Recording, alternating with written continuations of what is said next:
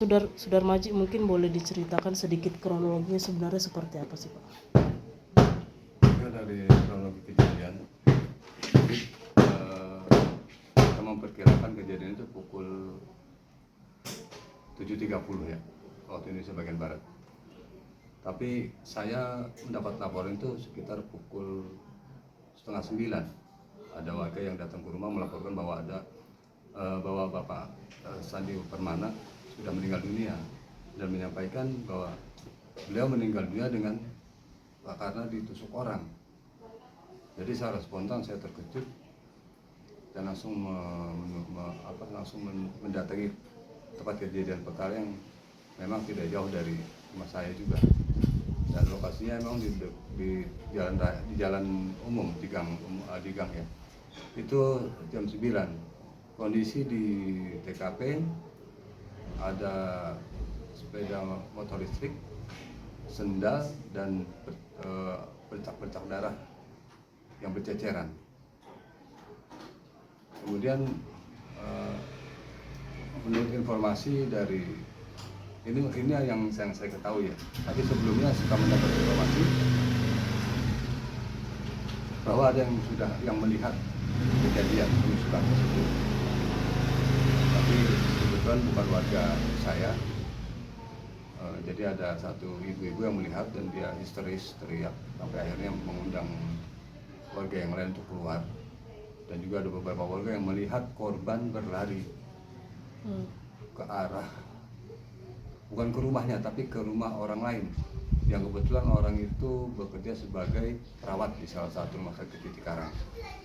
Tapi orang yang dituju itu sudah tidak ada di rumah, sehingga korban tidak dapat pertolongan dan jatuh di depan rumah tersebut.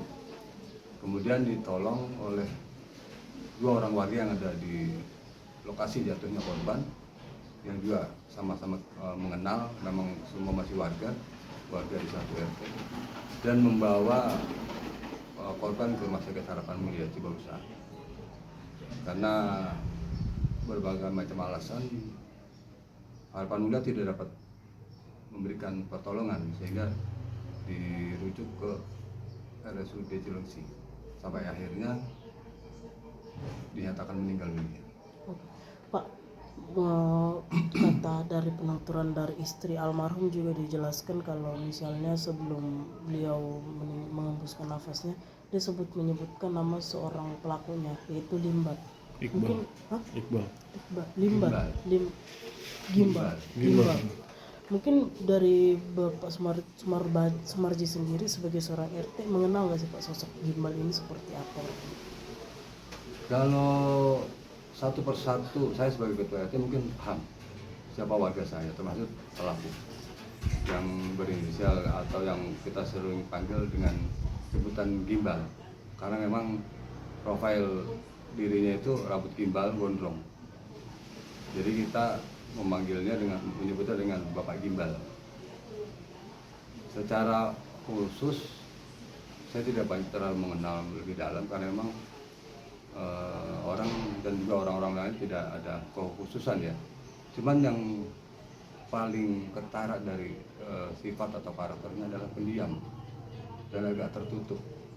Jadi kalau ibaratnya kita nggak ajak ngomong pun dia nggak akan ngomong atau tidak akan bicara. Jadi memang mempunyai karakter yang sangat tertutup.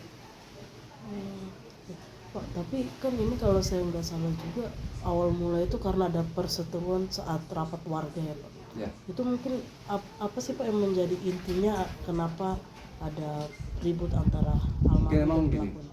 berita yang beredar adalah yang menjadi pemicu ini adalah pertemuan rapat warga.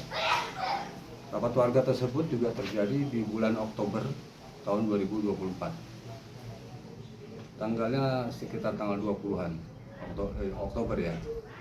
Memang di forum itu di lingkungan RT kami ini rutin mengadakan pertemuan 4 bulan sekali. Jadi setiap 4 bulan sekali kita kumpul membahas apapun permasalahan lingkungan yang ada di RT kita, dari mulai keamanan, ketertiban, kebersihan dan sebagainya lah. Jadi kalau memang warga atau punya masukan, punya saran, punya segala macam unek-unek sampaikan di forum itu. Dan kebetulan di forum itu memang membahas yang agak krusial adalah permasalahan ketika memang korban ini adalah satu tokoh ya, di lingkungan kami, mengingat beliau adalah RT, pernah sempat menjabat sebagai ketua RT pertama di lingkungan ini, dan juga ketika beliau jadi RT saya adalah pengurusnya. Kemudian beliau juga adalah seorang aktor, pemain sinetron laga, dan terakhir di Februari 2024 beliau adalah calon anggota legislatif DPRD. Jadi lumayan kritis, cukup vokal dalam mengkritisi kebijakan-kebijakan terutama di lingkungan, dan ada ketidakpercayaan, membuat satu masjid tidak percaya kepada pengurus RT. Kemudian minta diadakan pertemuan, dan akhirnya kita adakan pertemuan. Tapi di forum itu ternyata bukan cuma yang ada itu yang meminta saya turun, tapi yang minta saya bertahan pun ada. Jadi memang terjadi perdebatan. Tapi mengenai perdebatan antara korban dengan tersangka, saya secara pribadi menganggapnya sebagai suatu kesalahpahaman, sebagai suatu yang di luar konteks dari pembahasan. Jadi kalau saya gambarkan seperti ini, ketika saya menjabarkan permasalahan pembukaan rapat atau penjabaran materi rapat, spontan korban berdiri sambil menunjuk ke arah saya, menyatakan ketidaksetujuannya terhadap saya. Kemudian dari samping sebelah kiri saya ada yang teriak, biasa aja dong. Nah, si korban mendengar, kemudian maju 1-2 langkah ke depan menunjuk ke arah yang akhirnya kita ketahui sebagai tersangka tadi. Lu yang biasa aja, lu bukan warga, lu ngapain ada di sini, lu bukan warga sini. Jadi perdebatannya itu, jadi bukan apa yang kita bicarakan di forum atau yang jadi bahan permasalahan di forum. Jadi ini di luar konteks dari itu, karena hanya ketidaksukaan pelaku terhadap bagaimana cara korban menyampaikan pendapatnya.